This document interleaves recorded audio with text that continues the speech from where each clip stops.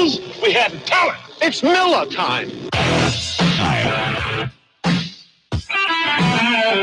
And good evening, everyone. Welcome in to Miller Time on this Tuesday, July 31st. Matt Miller in studio along with Matt Crawford. Glad that you could take a few minutes out of your evening and spend it with us. We've got a lot to be able to talk about this evening. We're on the air till 6:30 tonight as the Washington Nationals will get ready to entertain the New York Mets tonight at 7:05. The pregame from Nationals Park at 6:30, and we'll get started with the Nationals. A little about the Braves and the Phillies as well, as the Major League Baseball trade deadline has come and gone as of 4 o'clock this afternoon. Matt, let's start with news that broke late last night. The Washington Nationals supposedly had opened up some trade talks for Bryce Harper. And then what time this morning? 8, 9, 10 o'clock, somewhere in the relatively early morning hours. Then the GM came out and Mike Rizzo said, look, we're not trading Harper. So what was that all about? Well, I think there are people that are going to have different opinions on why that all transpired. I think it was so that Mike Rizzo could get a feel for how many people he would be competing with in free agency. Because I don't really see a point in... And one of the other rumors was that they were going to trade him now, but then planned on being in the running to get him back in free agency. That was part of an article that I read last night at about midnight, I think it was, that said even if they did go through with the trade, they still had every intention to try to bring him back. Which I don't get because he wouldn't have come back. Which, again, I've said this from day one starting this season. Bryce Harper ain't going to be a National next year. And I don't think with the way that he has played so far this year, batting .220, okay, cool. You have 25 home runs. That leads the Nationals. Round of applause. But I don't think anybody was willing to give up what the Nationals may have been looking for somebody who is, number one, going to be a free agent come the end of the season. And again, somebody who, quite frankly, is not producing this year. So I'm not sure why. Again, maybe on the odd chance that somebody called the Nationals and said, hey, we're willing to give you our 1, 2, and 3 pitching prospects for Bryce Harper. Okay, let's talk. But I don't think at this point in Harper's season or at this point in the last year of his contract, anybody was going to be willing to do that. Yeah, how much are you going to give up for a guy that you may not be able to sign at the end of the year anyway? I mean, and I think a guy that wants to go to free agency anyway, I think he wants to test the waters. Because I still think in his mind, he can be a $400 million man. No. He can't be, because most $400 million, I mean, there aren't many $400 million men in the world, but most of them actually achieve at a high rate in whatever they're getting paid $400 million for. Bryce Harper's not achieving this year. No. So, again, I'd be amazed if he was a $300 million man. I have a hard time hearing any of those kind of numbers. There's nobody who plays a game for a living. I don't care what game you play, that's worth $300 million. I agree. That's ludicrous. Yeah. It's stupid is what it is. And the fact that sports really around the world, because we were talking earlier about soccer players around the world that make obscene amounts of money that nobody really talks about in the United States because it's other countries' athletes. But it's really around the world. It's insane that it's really up to the fans. The fans have allowed players to be this greedy and keep paying money and keep up with the inflation of everything to allow players to get to the level of contracts that they have. But it's insane to think that. I mean, think about not even now. I'm not talking the beginning of the ages of sports. I'm talking in the 70s and going into until the 1982 player strike, just talking the NFL right now. The 82 player strike, the year the Redskins won their first Super Bowl, that was really when contracts became, okay, you can play football for X amount of years and you can still, and that can be your only job. But think about contracts before that. You think of NFL players, they all had restaurants. They all had car dealerships. They had to have other jobs in the offseason because they just, quite frankly, couldn't survive on a football contract. And now we have football players and baseball players who are getting $300, $200 million contracts left and right. It's insane. I'm looking up an article right now that kind of tries to lay things out as far as the quote-unquote inflation rate.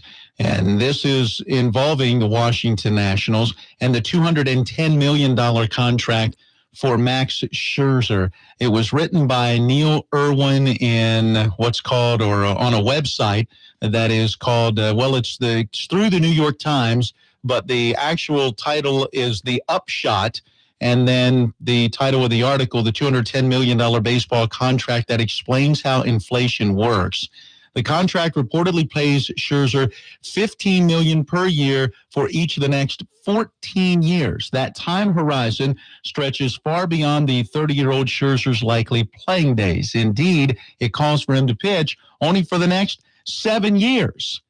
And yet he's going to be paid over the course of the next 14 years. So his contract is going to be paid for the next 14 years, but that is under the assumption that he pitches for the next 7 years? Right. So apparently the actual contract is for that amount of time. It calls for him to pitch only for the next 7 years, but they stretch things out. Because the deal is reportedly denominated without any adjustment for inflation. Both sides are effectively making a huge bet on the future path of prices. For example, if consumer prices rise only 1% a year through 2029, in the final year of Scherzer's contract, his $15 million paycheck will be worth $12.9 million in today's market. So I guess that, they're pushing numbers and so forth. It's insane, though, when you think about the amount of money that is out there. Is Harper going to be worth $300 million?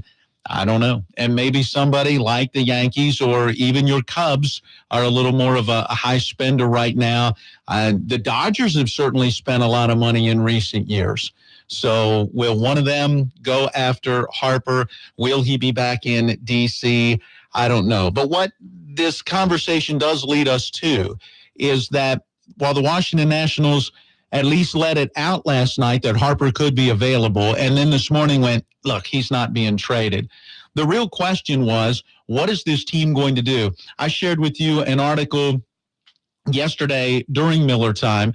About 5:30 is when I saw it during our bottom of the hour break. NBC Sports had the title, "The Nationals Have No Idea What They're Doing." And the crux of the article was that the Nationals are being very indecisive. The trade deadline was looming, and they were going into this past weekend looking at a series against a not real good Miami Marlins team and trying to say, well, let's see how this 4-game series goes, and then that'll give us a better gauge of where we're going to go. Well, they went 2-2, came out of it still a game below 500, and still weren't ready to decide what they were going to do. And that indecision led the writer of the article on NBC Sports to say, look, the team right now has no direction. They have a clubhouse that is a mess. Fingers are being pointed at their rookie manager, Davey Martinez.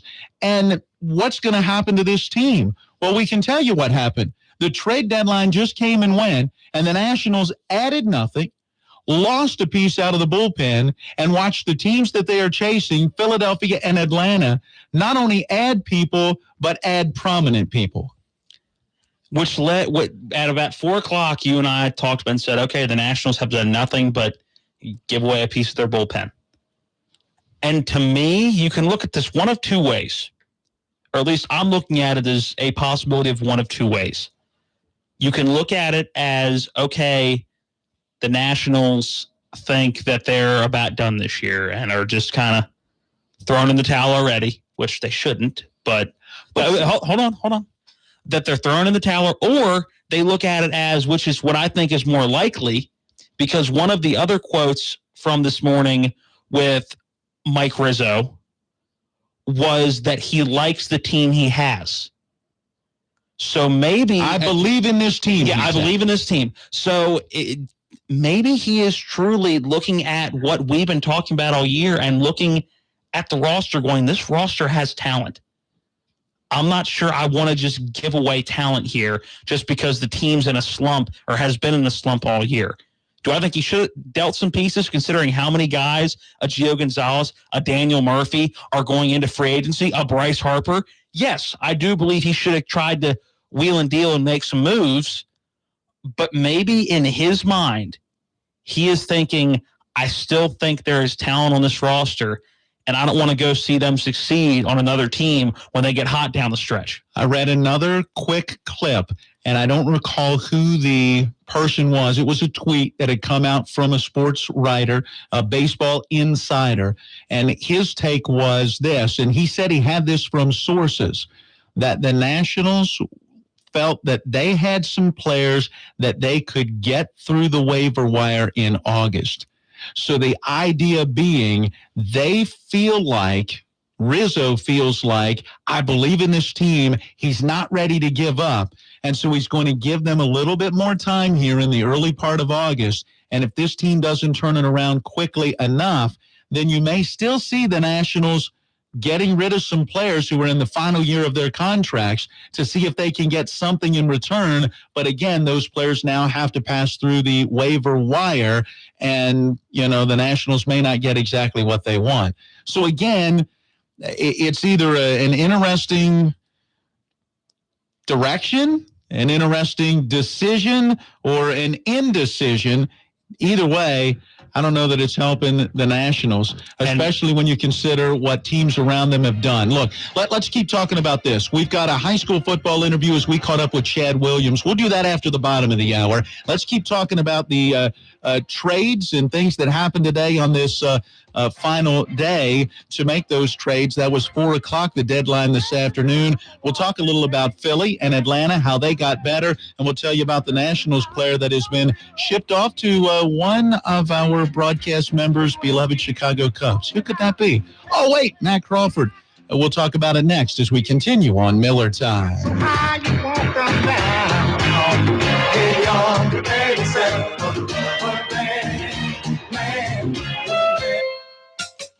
What words come to mind when you think of Honda? Reliable should be one. Fun, that's a good one. How about stunning, comfortable, refined? I could go on, but there is one word that sums up every Honda. Quality. Because Honda was KBB.com's 2018 best overall brand. And we worked hard to earn that honor. Because without quality, nothing else you call a Honda matters. So whether you choose the sizzling Civic, acclaimed Accord, adventurous HR-V, fearless Fit, awesome Odyssey, conscientious Clarity, remarkable Ridgeline, polished Pilot, or sporty CR-V, you know you're getting Honda quality that's truly unmatched. In fact, we make sure of it. So visit your local Honda dealer and get into KBB.com's 2018 best overall brand. Miller Honda, south of Winchester, home of the lifetime powertrain warranty. www.mymillerhonda.com. Based on 2018 Brand Image Awards from Kelly Blue Book. Visit KBB.com for more information. I'm Ari Wolf with NFL Network Now on the Westwood One Radio Network. The Jets quarterback of the future is finally in camp. Third overall pick Sam Darnold signed his contract Monday and practiced at training camp for the first time. Despite the delay, Jets head coach Todd Bowles says Darnold will still have a chance to compete for the starting job. As for the first overall pick, Baker Mayfield, he's apparently lighting it up so far in camp. Browns head coach Hugh Jackson says the former Oklahoma star is so far exceeding the franchise's expectations. More tough injury news for the Panthers. Cornerback Ross Cockrell broke his leg at practice Monday and will need surgery. This comes after Carolina's starting offensive lineman Darrell Williams suffered a serious knee injury over the weekend. More injuries. Broncos left tackle Garrett Bowles left practice early Monday after taking a shot to the face, but he was later cleared to return to practice. And the Raiders' 2017 first-round pick, cornerback Darian Conley, will miss a few weeks with a hip strain. This has been NFL Network Now on the Westwood One Radio Network. Only the top athletes in the world can make the NFL. But anyone can play NFL Fantasy Football, the official fantasy game of the league. NFL Fantasy provides all the tools you need to build a winning team. Live draft, and manage your team from anywhere on your phone. Get expert advice and player projections right in the game. Let's go, baby, What are you waiting for? Sign up for free today at NFL.com/fantasy. Make it count when driving. Make it count when flying. Make it count when traveling. Make it count when giving back. It's Make It Count rewards for Marathon. You earn points every time you fill up or make select purchases at Marathon. You save on gas, airfare, hotels, or support the environment. It's easy to sign up. Text JOIN to 40244. So what should you do right now? Sign up and make it count. Marathon, fueling the American spirit. Stay tuned for more Miller Time. Eastern Panhandle Talk with Rob and David. Dave, you getting beaten up on Facebook again today? It's not a squirrel. It's something. Yes, this is on Messenger or Facebook or whatever. But when Phoebe Hahn, who's a candidate for a state delegate over in Morgan County, she says, ugly on the left. We're not the ones separating parents from babies and putting them in cages. Yes, we're angry, ugly. Speak for yourself. I did not call the left ugly. I said that if they are not careful in the presentation of their protest over the Supreme Court justice, they could be perceived negatively by centrist voters. That's what I said. I did not call them ugly. And Beanie, just for the record, I want you to know that I do pro bono work for a Dreamers organization in Northern Virginia, and was very outspoken on the separation of mothers from their children at the border. So know your facts before you take me on. You want a piece of me? You got it! Eastern Panhandle Talk with Rob and David. What did you listen to last week?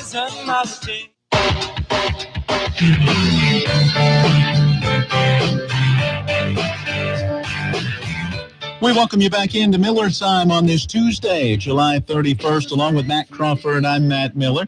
We started the program talking about the Major League Baseball trade deadline. Came and went at 4 o'clock. The only move that our Washington Nationals made was to relieve themselves of a member of their bullpen, veteran right-hander Brandon Kintzler, being moved on to the Chicago Cubs. Matt, you were asking earlier, I didn't know at the time, but now I have it in front of me. What did the Nationals get in return? How about a prospect? A young man by the name of John Romero. Yep, John Romero. That's J-H-O-N. Romero's 23. He was 1-2 with a 3.27 ERA over 32 relief appearances for Chicago's Class A Myrtle Beach affiliate. So that's in the Carolina League.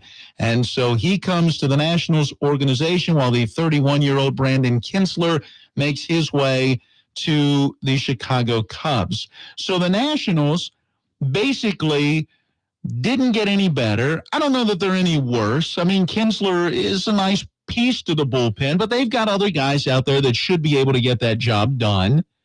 So the question is... Kintzler's got a 3.59 ERA to shoot out of the bullpen. That's not exactly what you want out of the bullpen. So what about the teams around them? If the Nationals have basically stayed put and Mike Rizzo says, I believe in this team, that's nice, but you're still a game below 500 and have not shown that you can beat your way out of a wet paper bag.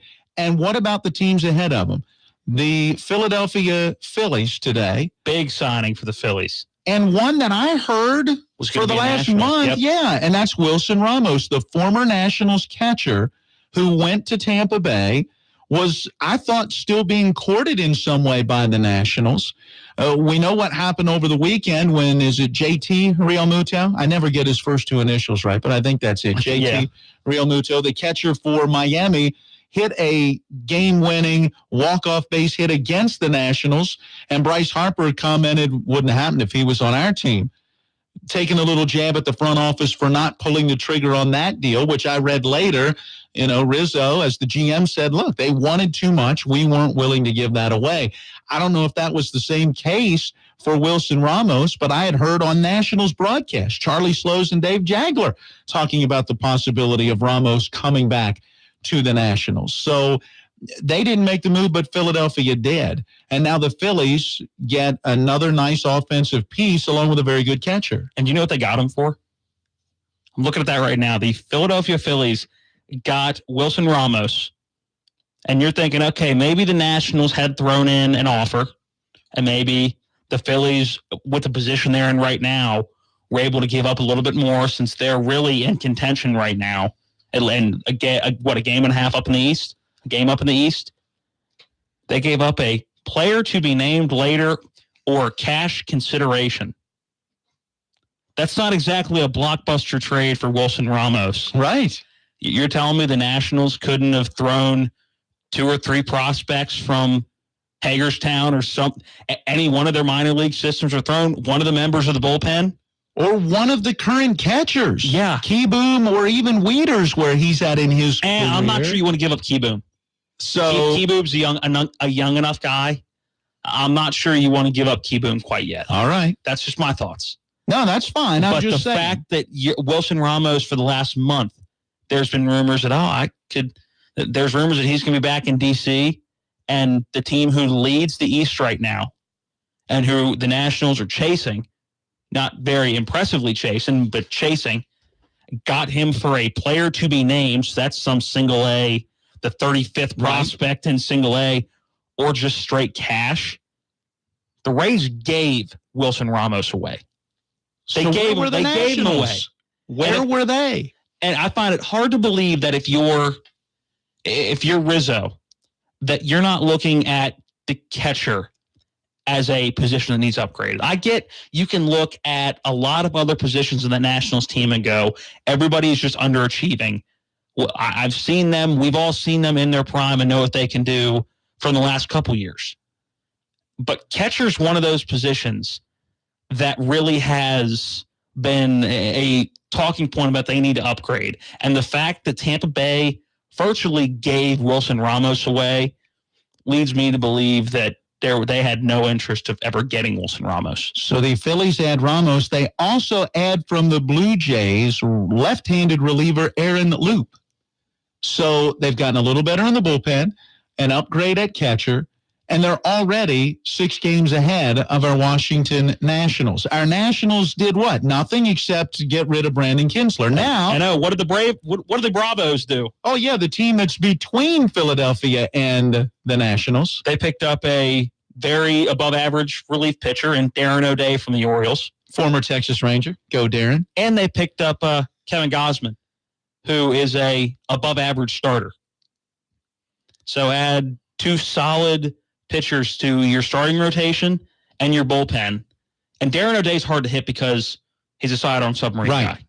That adds a good piece to anybody's bullpen. And add Kevin Gausman, who's been one of the bright spots in the Orioles this year. Nationals are done. So the Braves and the Phillies, the Nats are done. Are better, you would say, after 4 o'clock today than what they were before. Yes. The Nationals are no different than what they were. In fact, they even lose a piece, Kinsler out of the bullpen, and yet Mike Rizzo believes in this team enough that they're going to come back when they haven't been able to come back yet. I'm with you. And look at one of the teams they're chasing in the wild card, the Pittsburgh Pirates. What'd they do? They got Chris Archer today. Yeah. In a trade with the Tampa Bay Rays. The Nats are done. Does not look good. Yeah, this was a very poor way to spend your free agency or your trade deadline, your trading period. I kept waiting to hear all day long. We kept our eyes out. Yes, anything. Something. They were dead in D.C. today. Dead at Nats Park. They're done. They've given up. I mean, you do something. If you have any shot, you look at any possible way, even if it's a 88 overall to an 89 overall, you're looking for some way to just get that slight edge. Some type of a spark, if nothing else, because this team needs a new face, spark. a new bat, a new orange, something. No, they're done. They're dead. This was their way of throwing in the towel. Oh, we talked about the New York Post article. The Nationals are a mess with fingers pointing at the rookie manager. We'll hear from Davey Martinez coming up in just a little bit. Up next, though, on Miller Time, our regular segment, tomorrow's date in sports history, and then we'll talk a little high school football with Chad Williams of the Spring Mills Cardinals.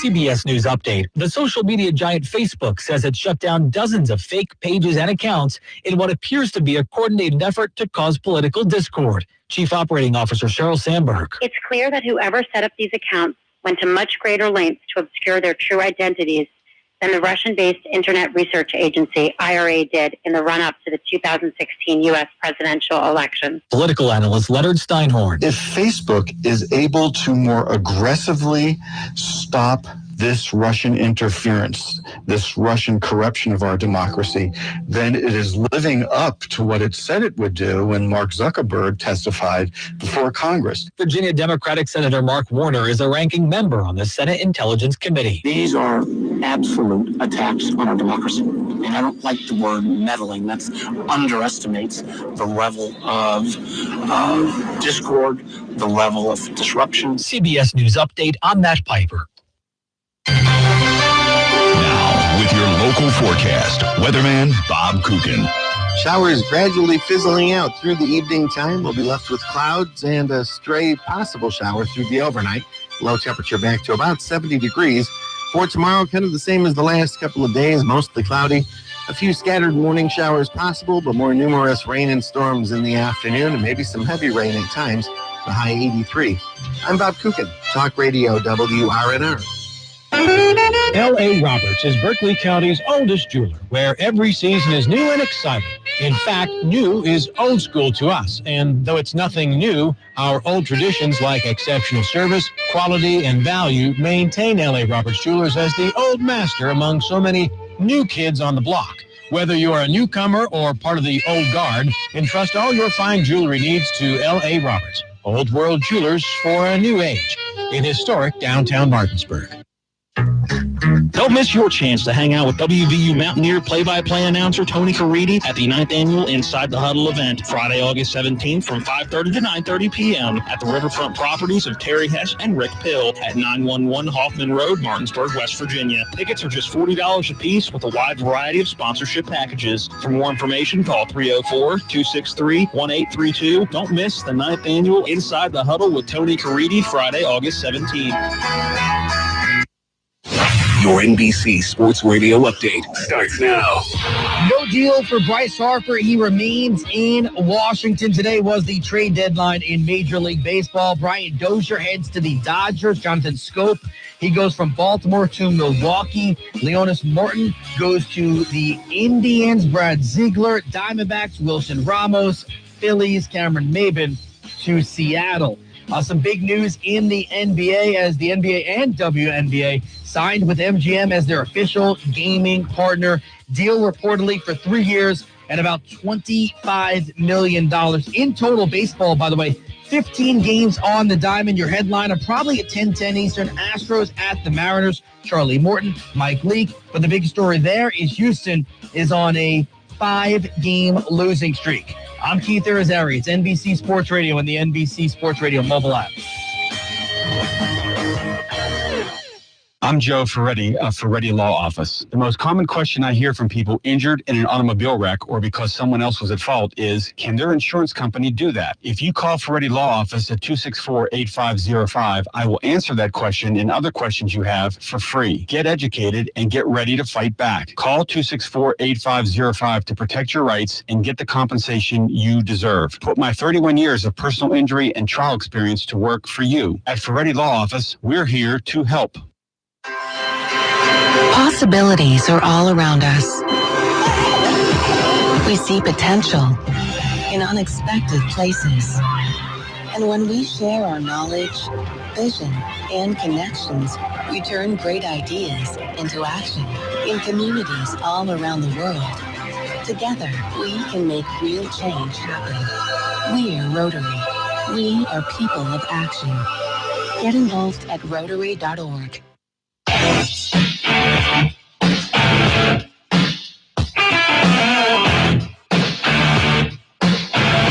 And we welcome you back into Miller Time on this Tuesday evening. Matt Miller with you, Matt Crawford by my side. We welcome you not only on the airwaves, but if you're watching us on YouTube and WRNR TV, if you don't watch us live, you can go back and rewatch us at your convenience, as at the end of each show, it is posted to our site, as long as Major League Baseball doesn't nix that in some way. Nothing on the TV tonight, so.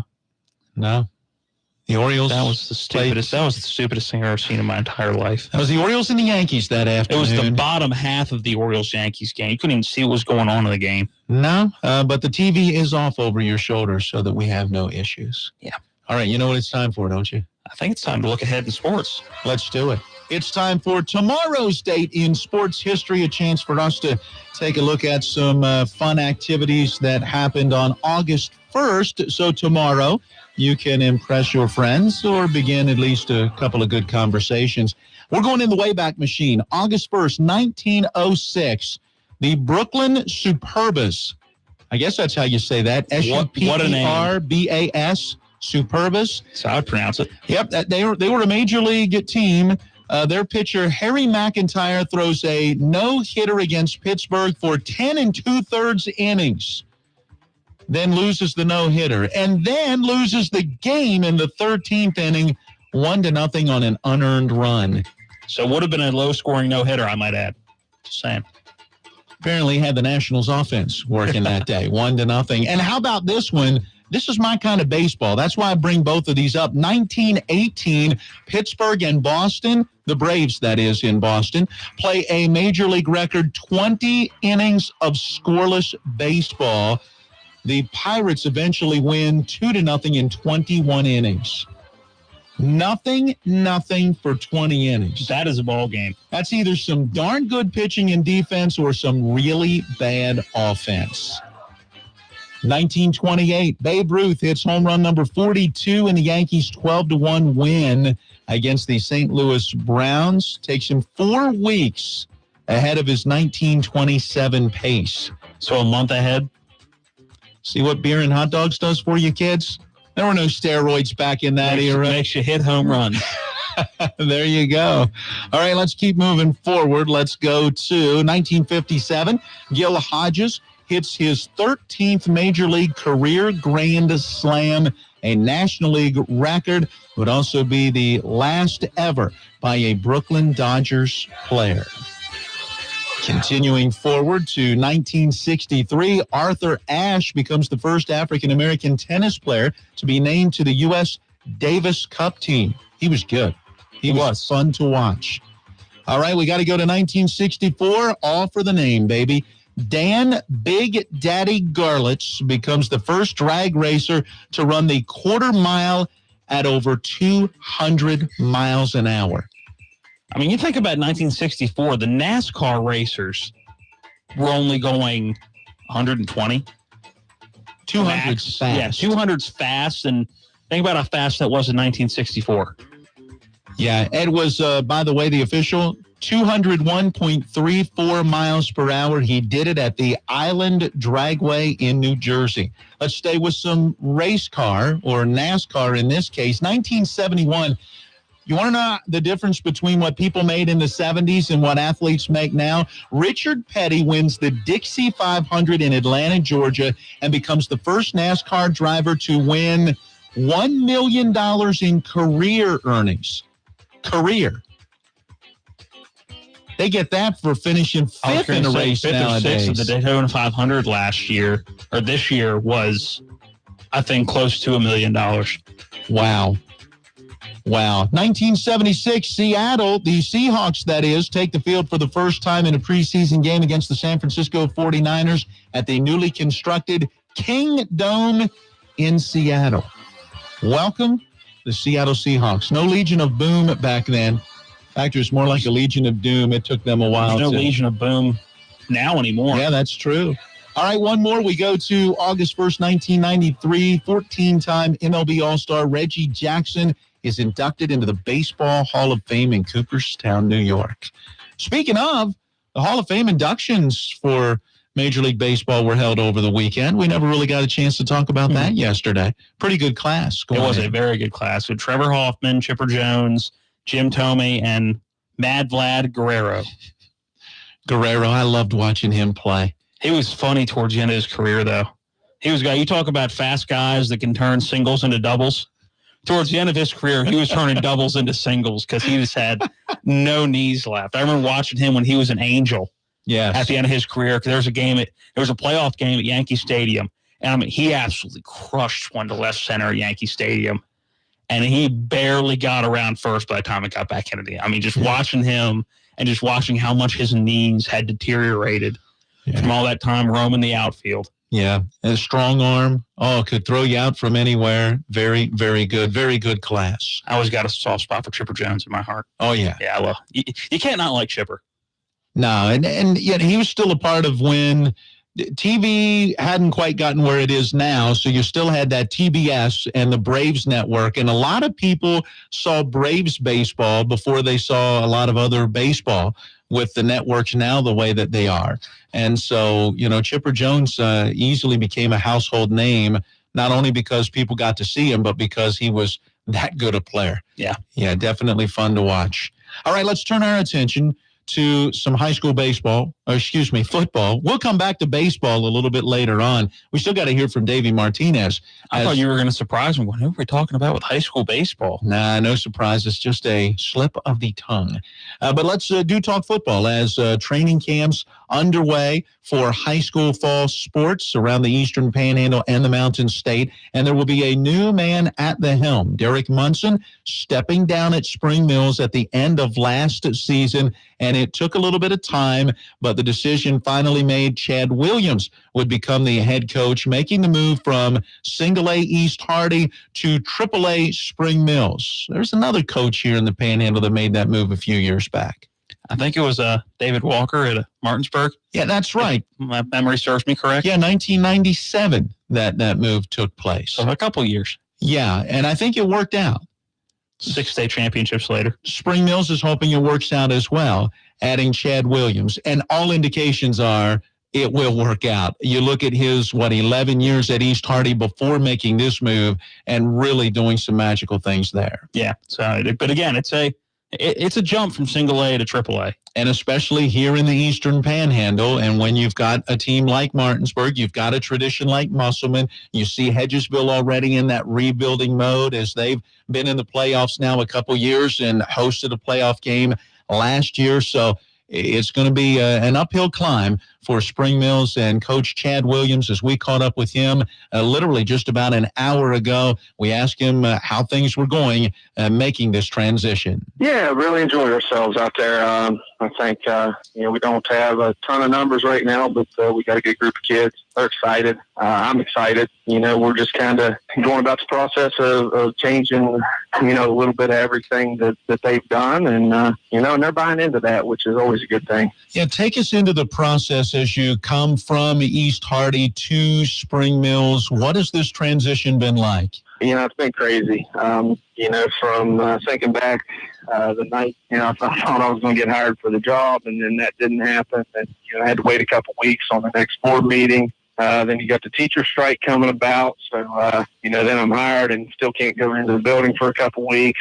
Finally, we get back to school and in the swing of things. And here I am spending 3 months as principal and athletic director at East Hardy and managing all their spring sport athletic events. While also trying to meet 100 new people up here, find a house, move my family. That was a whirlwind really during that time. Since getting moved in June, it's been a little different. Still trying to meet the kids. I think I've finally gotten to the point where I know most of their names. And I've met a lot of great people up here. Really excited about about everybody I have met. Seems to be a lot of support here. But, as far as the transition on the football field, there's not much of one. I mean, football's football, kids are kids. I would say probably the biggest transition is it's been a long time since I've had to put in a new system. You've always just been able to transition from one year to the next when you coach at the same place for 11 years. And, now we're to the point where we're finding out that everything that we're doing is brand new to everybody here.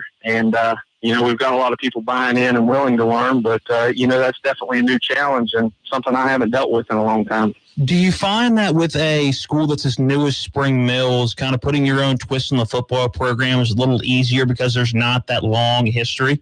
I don't really know. I kind of think so from time to time. It still is somewhat of a blank canvas. I think Derek did a good job getting this thing up and running. I couldn't imagine going through, especially that first year when they opened up. You know, he did a good job getting things started, and, you know, there's a good foundation here. But, yeah, I think, you know, it is a little bit easier because there's not these traditions that are set in stone, and that's a good thing for me because I'm a very stubborn person, and in the fact that, you know, I only like to do things one way. So, you know, I'm not having to uproot these traditions that have existed for years. For the most part, been able to come in and just say, you know, I don't care what was done before. Here's how we're going to do it now. You know, and people are buying into that. I haven't met any resistance with that. It's just tough, you know, because when there's such a drastic change in the way you do things, scheme-wise, the way you practice, even little things, team rules and things like that, you know, it's tough for them to adapt from time to time, but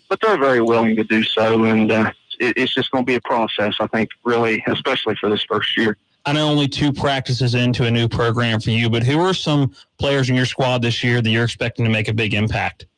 We've got a great set of skill position players. You know, the line is pretty much going to be, well, actually, the line is going to be brand new. You know, we don't return a single starter on the offensive or defensive lines. But, you know, at the skill positions, Keon Johnson at quarterback, I think is going to be a real impact player. He's exactly the type of quarterback I like to have.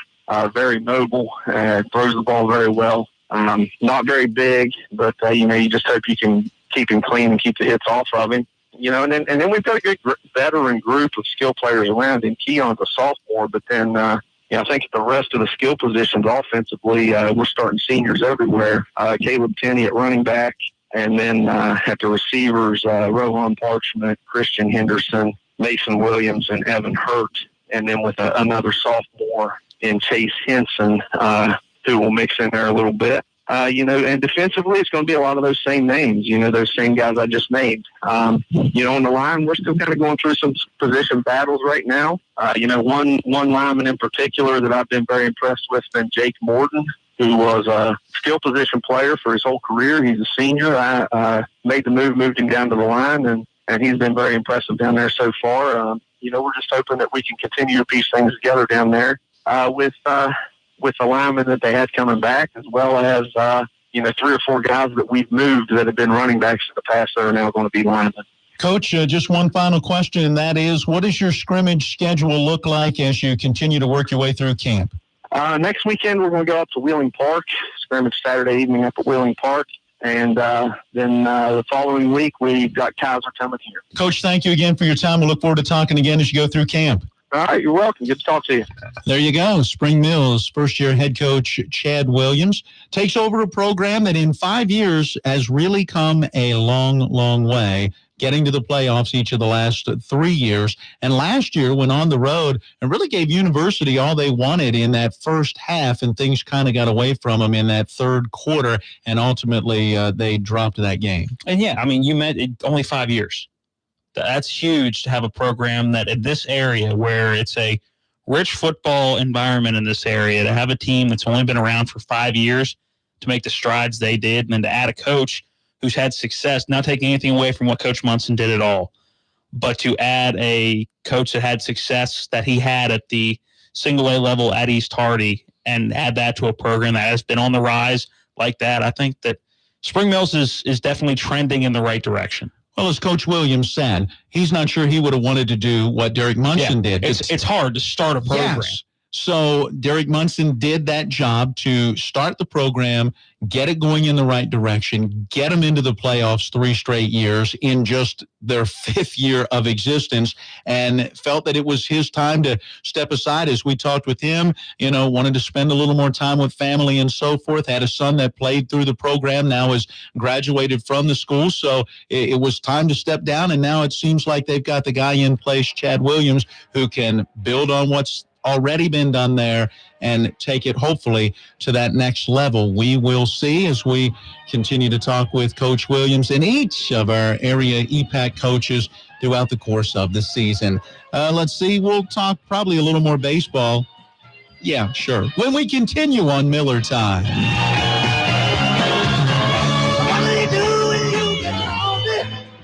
We're talking with Bill Kearns from the Berkeley County Health Department. Immunizations are set up by appointment. Our nursing staff reviews all the immunizations to make sure the appropriate ones are being given according to schedule. During that time also, that's when we do the pre-certification for the insurance. So you're getting the word out now to do this early rather than late. Yeah, immunizations for children start at the very beginning and before you go to kindergarten. There are certain immunizations that you have to have or you don't get in. Set up an immunization for your child by calling the Berkeley County Health Department today at 304-263-5131.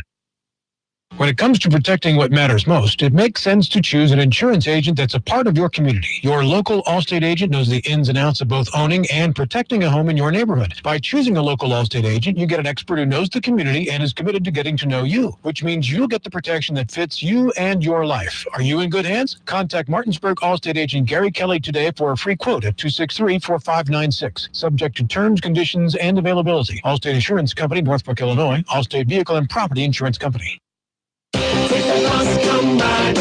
EPTA invites you to take advantage of their rider programs, the $5 all-day pass, the monthly pass, and the Get a Job, Get a Ride program. Visit EPTAWV.com for further details and come ride with us. This message brought to you by EPTA, the Eastern Panhandle Transit Authority. For schedules and rider information, visit EPTAWV.com. EPTA serves Berkeley and Jefferson counties. Take a bus, come ride with us.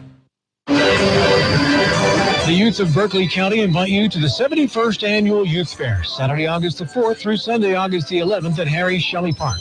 Highlights include truck and tractor pulls, demolition derby, bull riding, eating and milking contests, the livestock sale, and a chicken barbecue on Wednesday. Enjoy indoor and outdoor exhibits and the carnival on the Midway. Support our young people at this year's Youth Fair. See the full schedule of events at berkeleycountyyouthfair.org.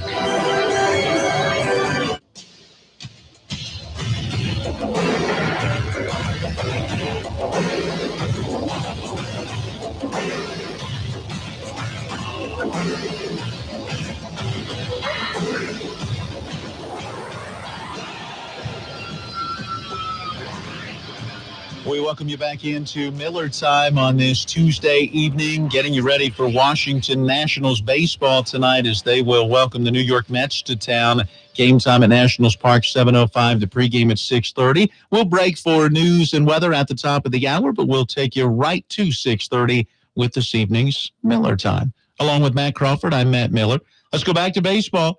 The Washington Nationals continue to struggle, and more reports, more and more stories coming out that a lot of the struggle has to do with the rookie manager. And we've talked about it off and on during this season of, ups and downs, and right now mostly downs for the Nationals, that Davey Martinez puts forth one persona, at least to the media. We wondered if it was the same persona that goes out to the players, or if he, is able to maybe keep his calm and so forth. He doesn't seem that fiery when you hear him talking. Or frustrated. As a manager who's been in a lot of winning situations, yes. I mean, being Joe Maddon's right-hand man with the Cubs and with Tampa Bay in both of those successful runs with both teams, he's used to winning. You think a coach that came in or a manager that would come in and go from winning at that level and then go to a team that has been winning and isn't, you'd think there would be at least some level of frustration. Again, maybe there is. Maybe he just doesn't show it. All right, well, maybe you get a little sense of frustration in his comments following Sunday's loss, the 1-0 loss. The two-hit loss? Yes, at the hands of the Miami Marlins, and scoring just one run over the final two games of that series. After taking the first two games, and scoring 8 and 9, correct? And needing to finish out that series strong. Just think about that. Scoring 17 runs over the course of two games, and then one over the course of two games. That is why this team's not going to go to the playoffs. For that reason. Sorry to interrupt you. Play Davey's comments. I just wanted to get those numbers out there for you. Well, I hear your frustration. And I'm not even a huge Nationals fan. I follow him because the radio station does. We're an affiliate. I'm a diehard Cubs fan. I don't want the Nationals to succeed when it comes to going into the playoffs, and it's frustrating me. Well, let's hear if Davey Martinez has that same frustration as he gets asked about the team's struggles. This is definitely a pivotal point for us right now. So we're gonna come out and play every day. I mean, I talk about one game at a time, but we got to show up that game and play hard every inning of every game, every pitch. That's what we got to do. If we're going to get back in this thing, we got to come out every single day and play like it's the last game of the season and play to win. Consistency is kind of been a thing all year long for you, especially offensively. Is that something that can change in mid-season, that the team can become consistent day to day, or after 4 months is inconsistency kind of defined because of? No, we have really good hitters, and there's days that we see that we see, and there's days where we just we miss opportunities. We can't miss those opportunities. I mean, when we get a chance to drive in runs, we got to drive in runs. Point blank, that's how you win ball games, right? Driving more runs than the other team. We got to start driving in runs. You guys have a lot of veterans in there. You guys have made a bunch of playoffs, deep runs in the playoffs on the teams and whatnot. Is that a flat? A game like today, is that surprising? Is it anger you? How do you feel seeing watching the team flat? I'm not happy about it. Of course, like I said, we're playing for something, and they get it. It's just one of those days. For whatever reason, we just come out. We couldn't swing the bat today, so I expect them to come out Tuesday with a little more oomph, and let's go get it. I mean, it's there. We just got to play. We got to play better. We got to play consistent, and we got to play to win every game. Every game. And that starts tonight at home against the New York Mets. Nationals manager Davey Martinez, and he has our own Matt Crawford over here just about jumping out of his chair. There are so many things wrong with those statements. First of all, you can't just play one game at a time and hope you get one good. I mean, obviously, you put a string of wins together, it becomes a good series. But you got to start. You've played single games well. It's time at this point in the season to start focusing on playing series well, because that's the only way you're going to come back. Second of all, I'm glad that you're unhappy with the way you're swinging the bats. I'm glad he's not too happy. And third, it's time to just stop. He uses this term all the time. Oh, well, we just didn't swing the bats well today. No. You haven't swung the bats well all season. Your leading hitter's batting .285. That is your top-of-the-line best hitter on a club that was close to a 100-game winner the last 3 years. It's not just, we didn't swing the bats well yesterday. No, Davey. You haven't swung the bats well all season. It's time to stop talking about single games and start looking at the big picture and the epic failure that has been this year's Nationals team. It certainly has not been good. And the New York Post article that we referenced yesterday that had the headline, "The Nationals are a mess with fingers pointing at the rookie manager," it pointed out that this is virtually the same roster that went 97-65 last year. Can you name one big component, even minor component, that is different? The only thing that I can say is injuries. They have battled through a ton of injuries, but they've also had some good young players step up, like a Juan Soto. Yeah. They've had guys that have been able to step in and do some good things. And they've had Daniel Murphy back for a long period of time now. They had Zimmerman for the better part of this season, and they're not producing. One of the things that the New York Post article pointed out was that reports are saying that the new manager is spending too much time trying to forge relationships, and the way it read, especially with star players, than being the manager that he needs to be. We'll talk about it more on the other side of the break, because you know more about Davey Martinez following the Cubs and what he's done as a coach.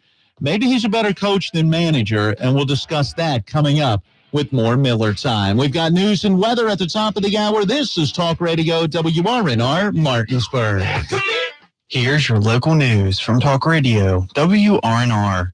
Governor Jim Justice joined members of the West Virginia Department of Transportation today to unveil 2 new projects that will now be accessible to the public. Justice announced that he has formed a highways response team called SWAT. It stands for Safety with Action Today. He said SWAT is an initiative for citizens and visitors of West Virginia to report issues regarding state roads. The highways response team will be a go-to for reporting concerns. After a request is submitted, someone with WVDOT will respond to the concern within 1 business day. They will then then investigate the problem, make a determination, and send a response within 1 week. Requests can be made for roadwork in your area by calling 1-833-WV-ROADS.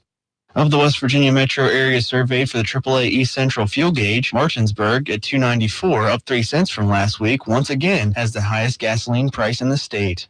I'm Caleb Falero, Talk Radio, WRNR News.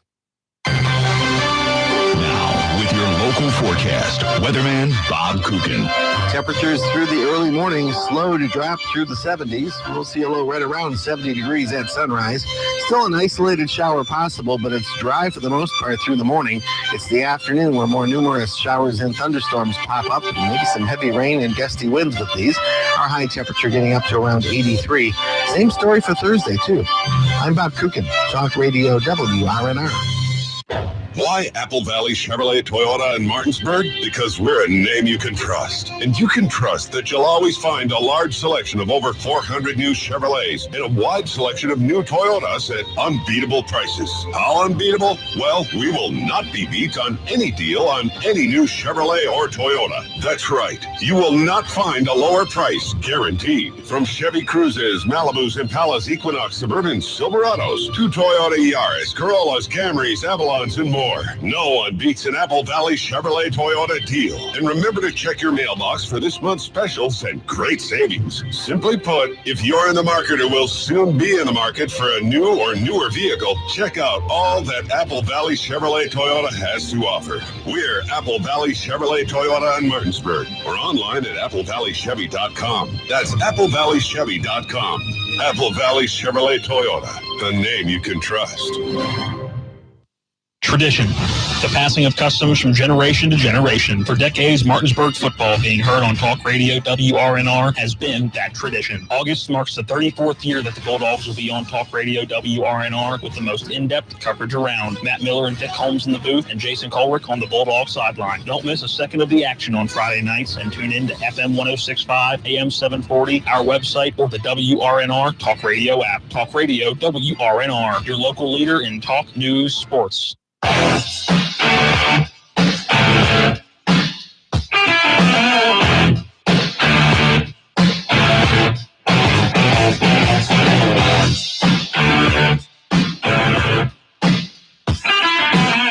We welcome you back into Miller Time on this Tuesday evening, taking you to 6:30 and Washington Nationals baseball. Along with Matt Crawford, I'm Matt Miller.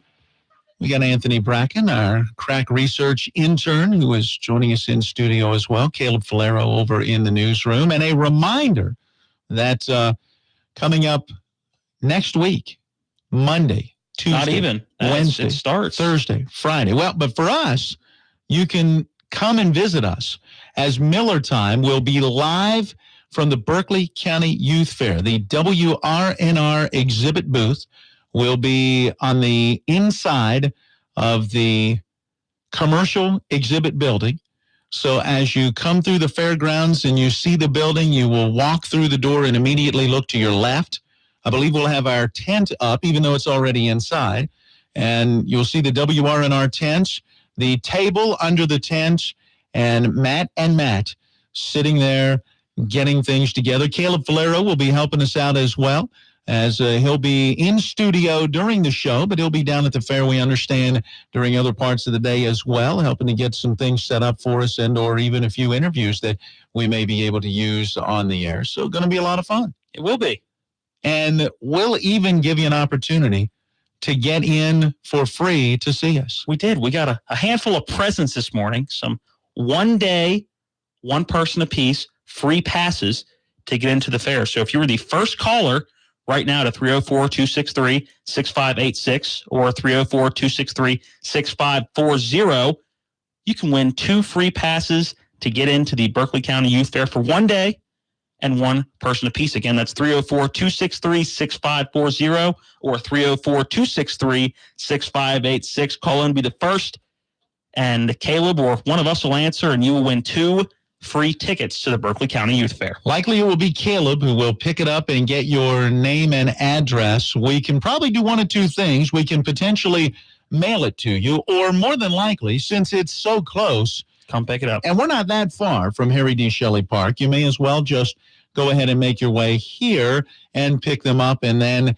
head on out to the fair. So there you go, a chance to pick up 2 free passes to get into the Berkeley County Youth Fair one evening, as the Youth Fair actually gets started this Friday. The naming of the Youth Fair Queen, and then full activities begin on Saturday, including the Carnival on the Midway, and then continue right into Sunday, Monday, Tuesday, Wednesday, Thursday, Friday, and then wrap up on the following Saturday.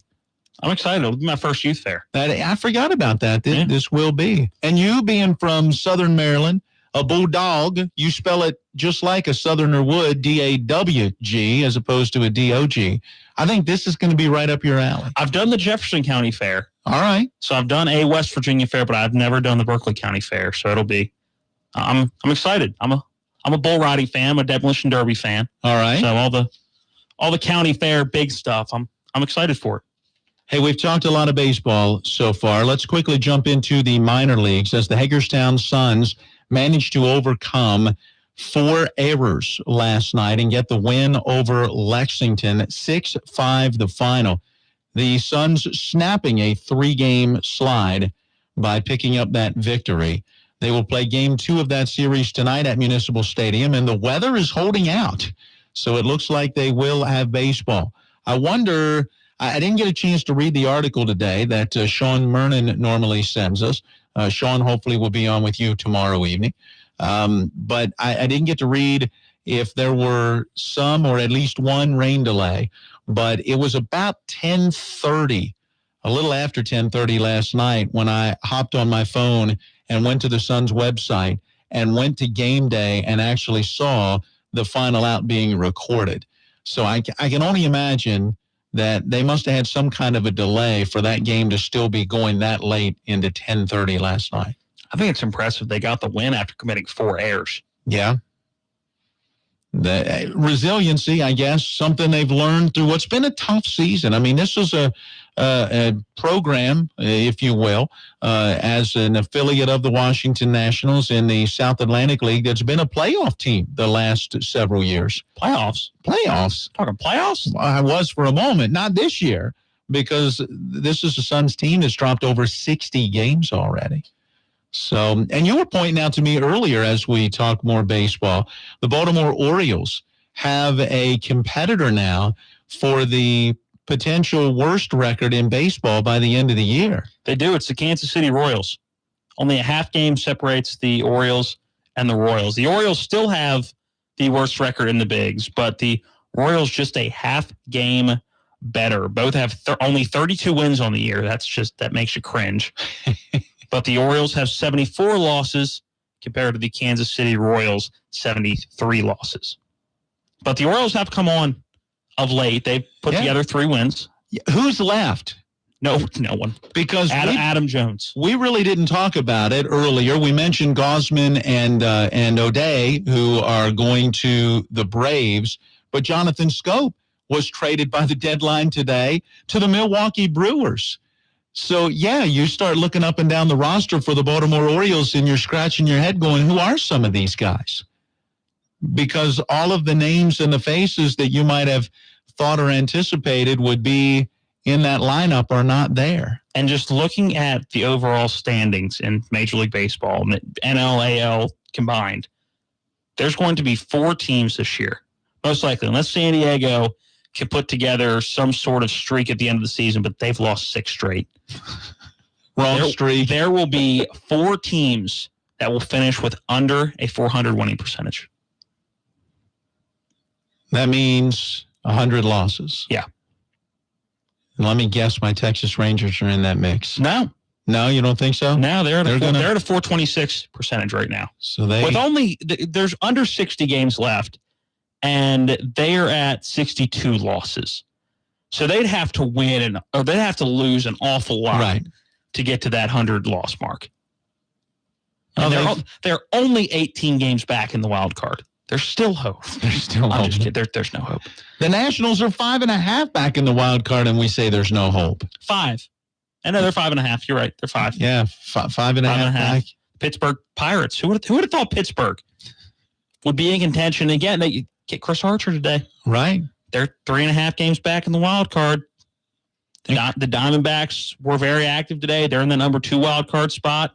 The Brewers were very active in the trade deadline today. They're leading the wild card by 2.5 games. And the Braves a half game back. And what did the Nationals do? Zippo, zilchy, nada. Nothing. So it begs the question. 2009, the Washington Nationals get the first pick in the Major League Baseball draft. They take a fireballer out of San Diego State by the name of Steven Strasburg.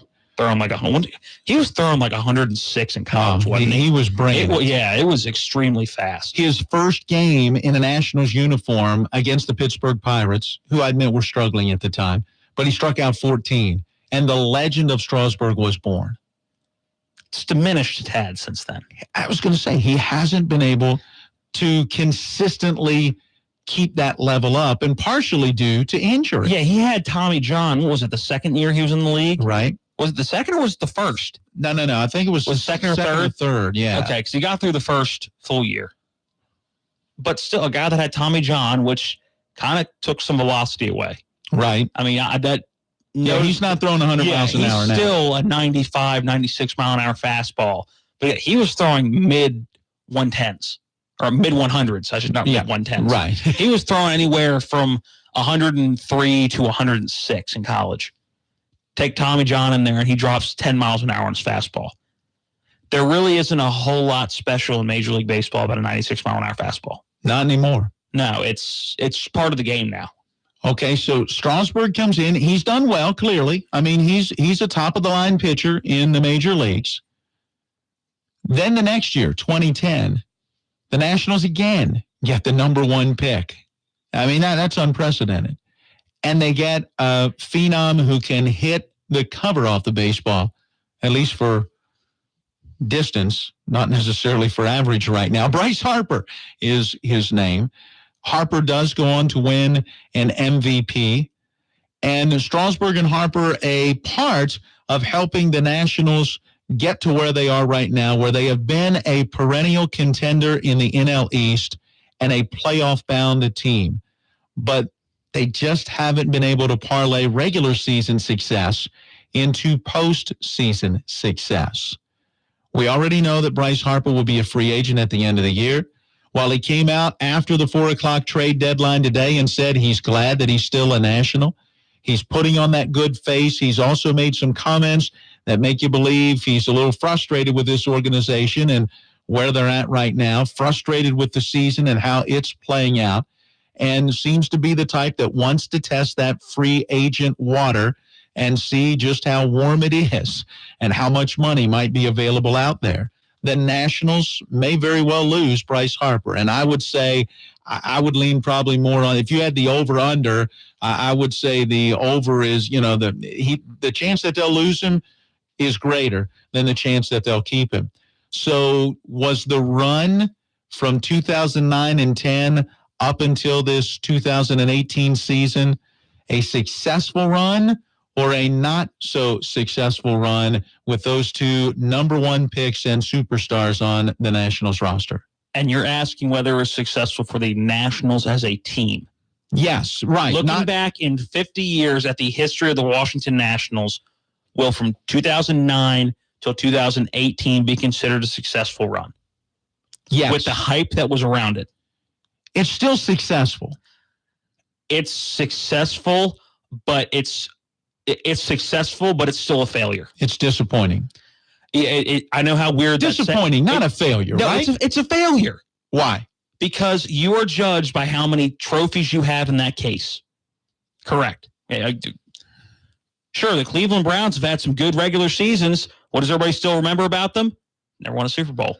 The Buffalo Bills had some phenomenal regular seasons in the beginning of the 90s. What do you remember about those Buffalo Bills teams? That they lost in 4 straight Super Bowls. But nobody remembers how hard it is to get there. To get to 4 straight Super Bowls was incredible. I agree with you, but at the end of the day, people remember if you win the big game or if you don't.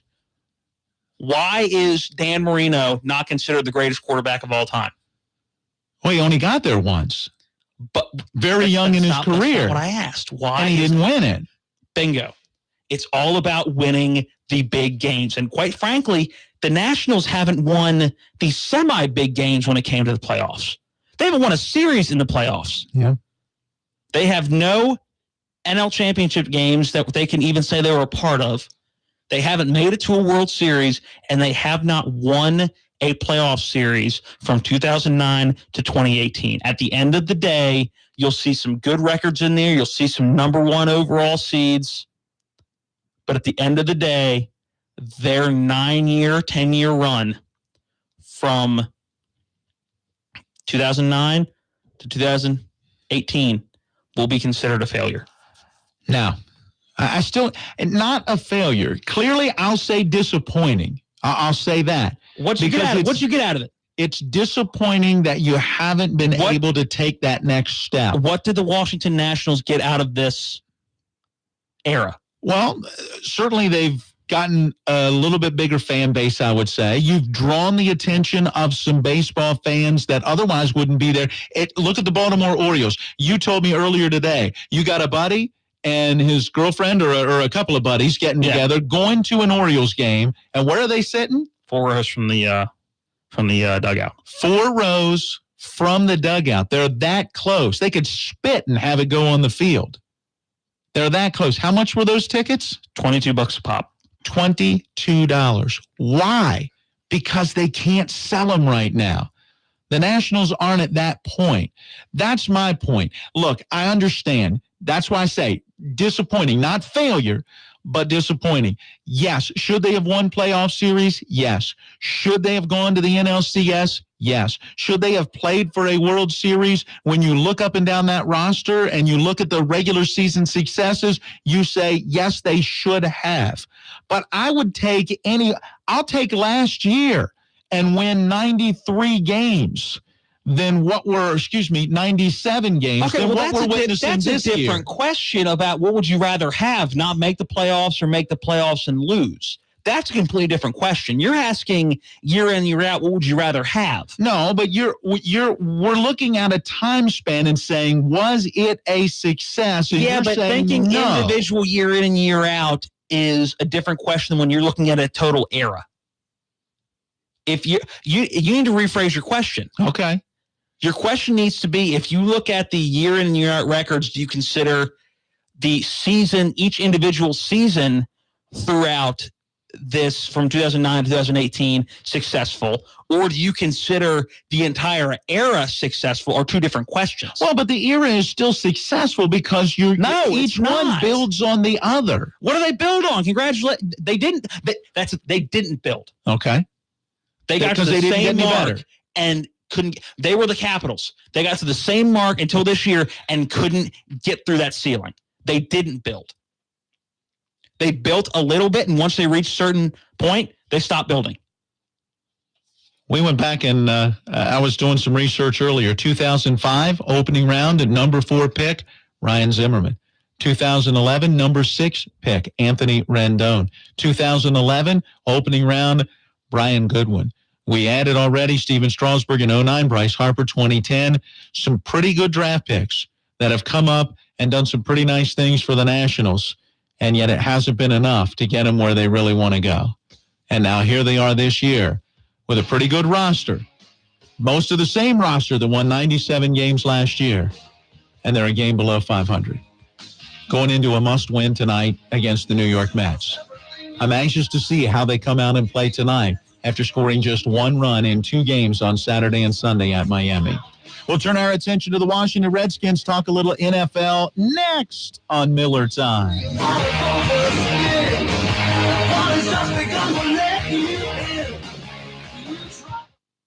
You're at a red light. Sometimes it seems like they never change. You wish you could magically turn that red light green. I'm Lori from Bechtel Jewelers. I can't help you with the street lights, but I can help you if you happen to have red lights at home. Red lights at home are even more frustrating than red lights on the street. No matter what you do or say, she gives you the red light. Is it possible to change that red light to green? I have incredible news. Unlike red lights on the street, you really can turn red lights at home into green. Put our light-changing gifts to the test. Stop in at Bechtel Jewelers. In minutes, we'll send you on your way with a little box that has a light-changing surprise for her inside. A beautiful diamond ring, earrings with her favorite gems will help you pick the perfect gift. And when she sees her gift sparkling up at her, well, those red lights at home turn to green. Bechtel Jewelers, Route 11 South, Inwood, will help you turn red lights into green. This Berkeley County Youth Fair report is brought to you by the Berkeley County Health Department at 122 Waverly Court in Martinsburg. Call 304-267-7130 to set up an appointment for your child's vaccinations so that they can start school on time. Here's Dawn Pingley talking about why this event is so special for kids and their families. I hope everybody comes out and enjoys themselves. It is a family-oriented event, and we try to put forward the youth in Berkeley County. There's a lot. I mean, we have almost probably 600 exhibitors at the youth fair, and they're all from the ages of 9 to 21, and this is their fair. We hope you come out and support them. And the kids look forward to this all year long. The 71st Annual Berkeley County Youth Fair is from August 4th to August 11th at Harry D. Shelley Park. Admission is $5 for ages 13 and up, $3 for ages 6 to 11, and youngsters under 5 are free. So come out for a week of fun August 4th through 11th and support your Berkeley County youth at the 71st Annual Berkeley County Youth Fair. WVU Medicine is committed to recruiting highly qualified medical professionals and is pleased to introduce several new providers who've joined our medical staffs at Berkeley Medical Center and Jefferson Medical Center. Dr. Barnaz Hushman, Pulmonology, Dr. Craig Clark, Orthopedics, Dr. Jeffrey Bowman, Obstetrics and Gynecology, Dr. Kevin Hibbett, General Surgery, Dr. Sam Wanko, Hematology Oncology, Dr. Consuelo Cruden-Parham, Obstetrics and Gynecology, and Dr. Apoorv Prasad, Neurology. WVU Medicine, growing to meet the needs of our community. Simply Free e-checking from City National Bank. Perfect if you want basic checking with no monthly service fees or balance requirements. Stop by any of our 7 Eastern Panhandle locations or visit us online at bankatcity.com. City National Bank. Member FDIC, Equal Housing Lender.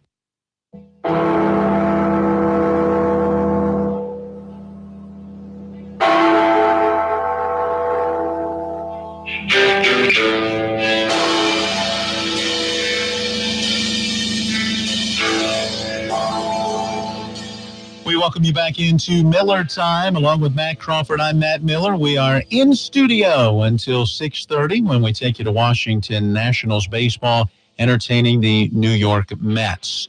All right, as the baseball season has reached its trade deadline, and that means stretch run. And down the stretch they come, as they say in horse racing. It's the NFL just getting themselves into post position. Themselves? You're making way too many horse references going from baseball to football. I'm sorry. But I appreciate the effort you're trying to make, but not necessary? No, just say strap up for football season or something related to that's football. That's it, strap up. So they're strapping up. Yep. In Richmond, Virginia. And the Washington Redskins are back to practice after taking a day off yesterday. Do you have 2 days off this week? They're off Friday again. Why? Rest. They practice Saturday, so they're still practicing 5 days. All right. A week, but they get off Friday. Do they take too much time off? Of practice or just in general? Yeah, practice. Off season or regular season? Well, regular season. Yeah, they're only off on Mondays. How about training camp?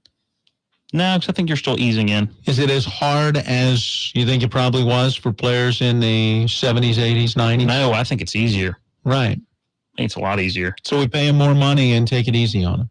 Yeah. Come on. You're funny. I understand it's a physical game, but it's not even that physical yet. They just put pads on. Well, I know. And even in pads, how physical is it really? In a practice setting, probably not very, because you don't want guys getting hurt. Yeah. But does that then lead to more injuries once they hit the field? I think so. I think the conditioning isn't there. Because they only have to pass one conditioning test, and that's before practice even starts. So I'm just thinking, you're I didn't know if you were expecting me to keep talking. No. When you the way you said that, I'm thinking you're looking at, high school football practices in your day. I'm thinking the end of, Shepherd football practices when we would watch on a Tuesday, when we would be down there in the fall. We'll be back down there again probably. And, they just finished a 2-hour practice, and what are they doing at the end of practice? 10-yard sprints, 15-yard sprints. There you go. Back there and back. Head to the goal line, and down and back, down and back. And depending on how it's going, fellas, we can keep doing this all night. You might hear Coach Klein yell out or one of the other coaches yell out. We had a huge hill that went from Bermuda field, that was a field hockey field, up to our practice field, which was just torn to shreds and was still grass and dirt. And it was the hill wasn't that high, but it was a steep angle. And that was our conditioning. And full pads was a probably 65-degree angle hill spraying up and down. All right, let's go to Redskins training camp down in Richmond. Larry Michael had a chance to sit down, the play-by-play voice Larry Michael of the Redskins, with brand new running back Darius Geis, and we pick up a little of their conversation. It's really, been one of those things to where you can finally get out there, with the professional guys, not being in OTAs and being in just shells, and you're out there full pass. So you can really see the speed of the game from a professional standpoint, in which as a rookie, I can tell if I got a good grasp of things or if I still got a lot of work to do. And when I'm out there, I feel like I'm going just as fast as everybody else because I actually know what's going on and I'm not really lost out there. So that makes it a lot better. You obviously are very highly touted. The fans love you. The sky's the limit. But when did you know this is what you were going to do? Did you grow up dreaming of being a pro football player? Well, it all started with my dad. Right before he was killed, I was 6 years old. And, he finally found out how strong I was because we were, playing around the house and stuff. And he just told me I was going to be the football man in the house. He called it out. And ever since then, I just kind of lived it up and, played football ever since then. So, he died in May, and I started playing football in July the same year. And from then, just took off. Do you play for him? At first, when I first started playing, because I was still so angry, from him being killed and stuff. But then, after a while, it kind of goes beyond that, because football is a very, punishing, tiring sport. And, obviously there were times, I wanted to quit and stuff. What kept me going is that I wanted better for my mom. My mom's single, raising me and my older brother, our whole pretty much teenagehood all the way up. I just wanted better for her. Saw the car that you delivered. That was a nice move. That's just step one. Yeah. House next? House next. Yeah. Yes, sir. Hey, so what do you think the situation is going to unfold like for you this year? Obviously, you're going to get some carries this year. Everybody wants to know who's going to be the starting back. Got a lot of good backs in that room. You're one of the best out there. How do you think this running game is going to work this year? Man, like you said, man, we got a great group of guys, man. At practice, you can see these guys really want it, and I'm one of them. We all want to do well. A lot of people talking about our rushing game and stuff. We just want to prove everybody wrong. We just want to win some games, get a lot of yards, get a lot of touchdowns, bro. We just want to be better than we were last year. There you go. Skins running back Darius Geis talking with the play-by-play voice of the Washington Redskins, Larry Michael. All right, Geis comes in off of 1,251 rushing yards, a 5.3 yards per carry average, and 11 touchdowns at LSU. How does he fit into a Skins team that last year, as a team, ran for 1,448 yards or just 3.6 yards a carry and only 10 rushing touchdowns? He's the starting running back. Rob Kelly's not going to be the starting running back. Samaje Perine fumbles the ball every other time he gets it. Chris Thompson's going to be a third down back or a flex back in the slot. Darius Geis got drafted where he did and was a steal where he was. He is going to be the starting running back. He'll be the man. Yes. But the key is going to be the offensive line staying healthy in front. Yes. The talent's there on the offensive line. It's just staying healthy, which has been an issue. And if they can run the football with a guy like Alex Smith, who can also run the football, and control that passing game, you feel like this can be a more dangerous offense this year than it was last year. Yeah. They had a lot of yards last year. A more consistent offense, I should say. A lot of yards last year, but not necessarily points at times. Correct. Got to be better in the red zone. Yeah. All right, that's going to do it for today's Miller Time. Stay tuned. Washington Nationals baseball hosting the New York Mets. Coming up next on Talk Radio WRNR. Baseball is back in Washington, D.C. Here's the pitch. Ball deep right field. Getting chased. The right fielder Gonzalez toward the corner. Looking up at the wall, and it's gone! Ryan Zimmerman is now the all-time home run hitter in Washington, D.C. baseball history.